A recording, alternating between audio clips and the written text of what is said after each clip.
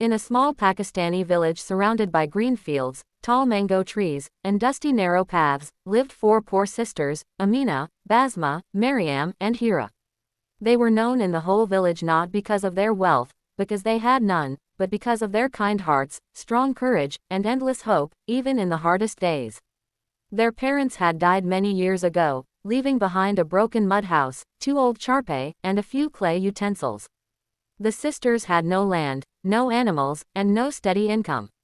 But they had each other, and that was their real strength. Every morning, before the sun even touched the sky, the sisters woke up. Amina, the eldest at 23, had taken the responsibility of a mother.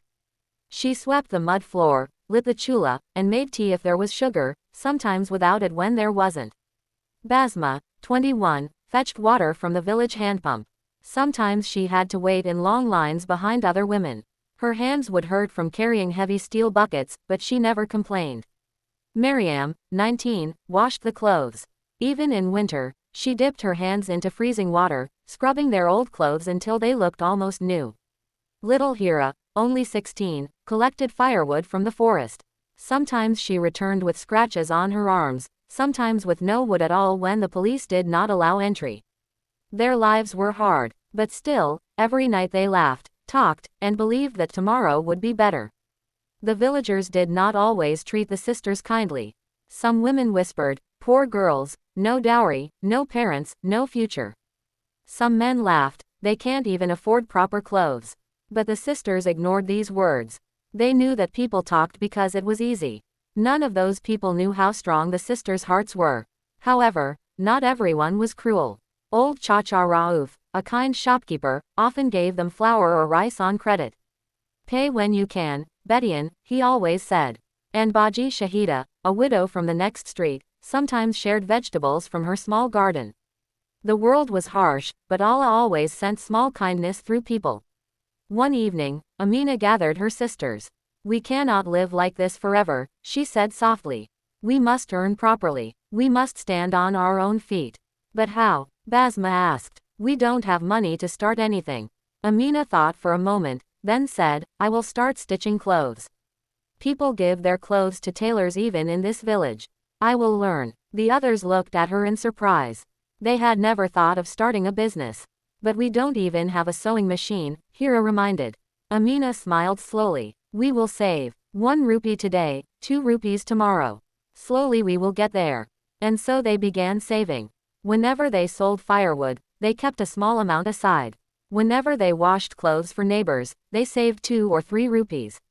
Whenever they cleaned someone's house, they put coins in a small tin box. Weeks passed, then months, and one day, after almost a year of saving, they finally had enough. Amina bought an old second-hand sewing machine from the city.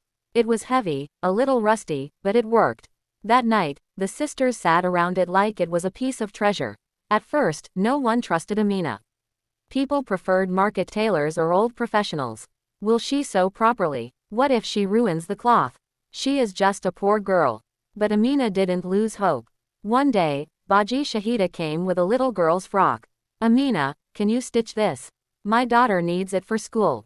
Amina's hands shook as she took the cloth. This was her chance. She stitched it with full care, every line straight, every button tight, every corner neat. When Baji Shahida came to collect it, she was shocked. "It's beautiful, Amina. Better than the city tailors." Word spread slowly. More women began bringing clothes, shalwar kameez, frocks, dupattas. Amina stitched day and night. Her income was small at first, but it grew every month. While Amina stitched, Basma noticed something else in the village: water problems. Women stood in long lines at the handpump. Some had to walk far into fields to get water. Basma thought, if we had our own handpump, we could sell clean water for a little price. But a handpump cost a lot, far more than their savings. Still, Basma didn't lose hope. She began helping Chacha Rauf at his small shop. She swept, arranged shelves, packed goods, and delivered groceries.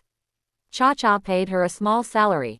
Basma saved every rupee. Months passed. Her hands were always tired, her back always hurting, but she kept working. Finally, after many months, Basma had enough money to start a small water service. She didn't buy a hand pump, but she bought 2 large water drums and borrowed a donkey cart from a kind neighbor. Every morning, she filled the drums from the main canal and delivered clean water to houses. People paid her little, but it added up. For the first time in her life, Basma felt proud. She was earning with her own hard work. Maryam loved cleanliness. Even when they had nothing, she kept their small house spotless. One day, a rich woman from the village, Madame Saria, visited. "You keep your house so clean, Maryam," she said. "Will you clean mine once a week?" Maryam agreed. Soon, more households requested her cleaning services. She swept courtyards, washed dishes, cleaned rooms, and dusted furniture. People respected her because she worked honestly. One day, Madame Saria offered, "Maryam, would you like to learn cooking and housekeeping? My housemaid is leaving soon." This was a big opportunity. Maryam accepted. She learned how to cook biryani, pulao, chicken karahi, everything perfectly. Soon, she became the most trusted housemaid in the village. Her income grew too. Hira was the youngest and the most creative.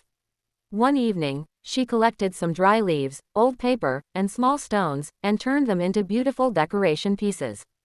Her sisters were shocked. "Hira, this is beautiful.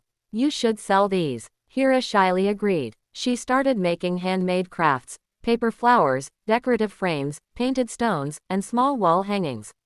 The village school bought some for classroom decoration. A city shopkeeper placed some items in his shop. Slowly, Hira's passion became a small business. Months turned into years. The sisters worked hard, really hard. They still wore simple clothes, still lived in their tiny house, but something inside them changed. They had hope. They had purpose. They had income. One day, Amina said, "Sisters, we must renovate our home. It is old, broken, and unsafe."